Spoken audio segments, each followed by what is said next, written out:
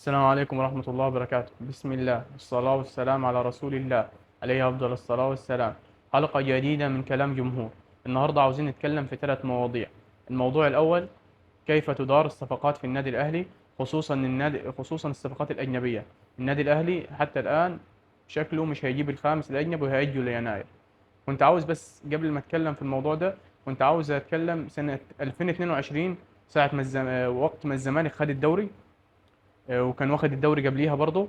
السنه اللي قبليها في سنه 2022 قرر النادي الاهلي، كان خلاص الدوري اتحسم، قرر انه يلعب بالناشئين ويلعب بالفريق اللي هو على الدكه، يعني يلعب بالناشئين والناس الاساسيه اللي هي ما كانتش بتلعب، عشان يقرر مين هيقعد ومين هيمشي. فالاهلي خسران الدوري من شهر 5، وكان المفروض محدد طلباته وهيجيب مين لعيبه. اللي حصل وقتها ان النادي الاهلي جاب برونو سافيو ومصطفى سعد ميسي وشادي حسين. بعد ما سمعنا ان الاهلي هيجيب مين، هيجيب مثلا لوكاس بيراجا من سانتوس، ولاعيب من كولومبيا، وفرحنا وبتاع، وفي الاخر وقتها الاهلي جاب برونو وجاب مصطفى سعد ميسي وشادي حسين، والثلاث لعيبه ما نجحوش مع النادي الاهلي. مصطفى سعد ميسي جبته، كان عندك زياد طارق طالع من الناشئين زي نفس البروفايل، فضلت عليه مصطفى سعد ميسي. المدرب ما اقتنعش بالاثنين. الاهلي ساعتها برضو ما وقتها ما جابش مهاجم اجنبي، يقول لك احنا مش هنستعجل.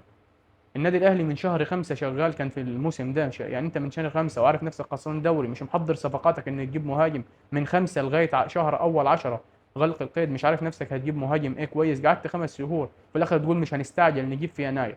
تمت اقاله سواريش وقتها وتعين كولر، وراح جينا في شهر يناير كاس عالم للانديه، كولر طلب مهاجم، قال الاهلي احنا محتاجين مهاجم. الاهلي جاب خالد عبد الفتاح، مروان عطيه، في اخر القيد راح جاب احمد القندوسي. المدرب كان عاوز مهاجم، ما كانش عاوز احمد القندوسي، وبالتالي المدرب ما كانش عاوز احمد القندوسي، فما رضيش يلعبه، ما لعبوش، واللاعب ما لعبش مع النادي الاهلي. والاهلي ما قدرش برضه يجيب ساعه وقتها مهاجم. الاهلي بعديها في انتقالات الصيف اللي بعديها جاب امام عاشور ورضا سليم.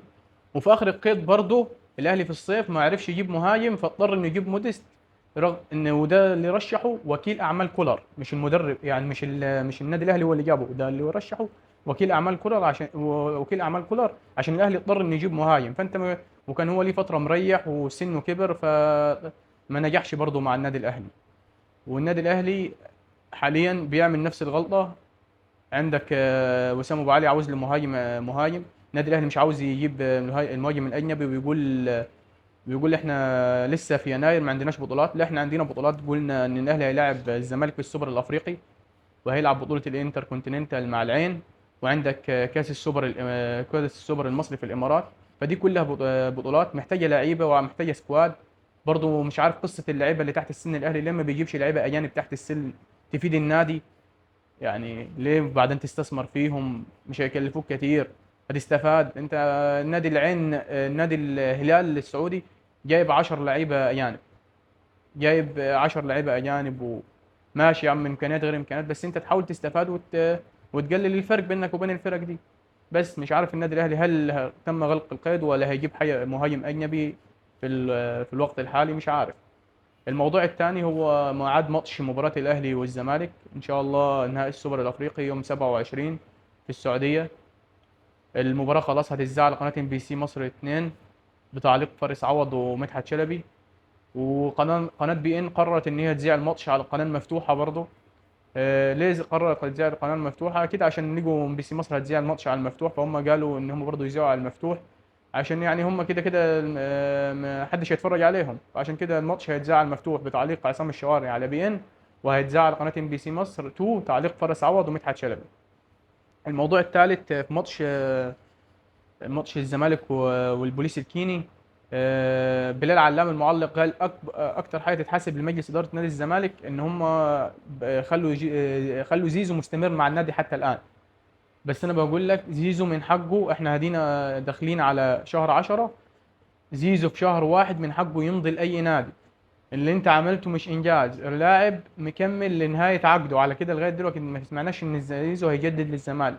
فاللاعب من حقه في يناير يمضي لأي نادي، واي نادي هيقدر يغري زيزو بايه؟ يعني مثلا نادي النيوم السعودي وقت ما الزمالك رفض عرضه، قال ممكن يقول للزمالك، يقول لزيزو قبل ما تمضيش لاي نادي وهندوك مثلا بونص عقد عشان يرضى يمضي لهم مثلا. فانت الزمالك اضطر خوفا من الجمهور انه يقولوا باع زيزو، ان هو يخلي زيزو ممكن يمشي ببلاش. انا لو من اداره الزمالك كنت امشيه واجيب اتنين اجانب سوبر بالفلوس بتاعته، واجيب اتنين اجانب سوبر وتقال. انا ده وجهة نظر يعني في الموضوع ده. بس كده، والسلام عليكم ورحمة الله وبركاته.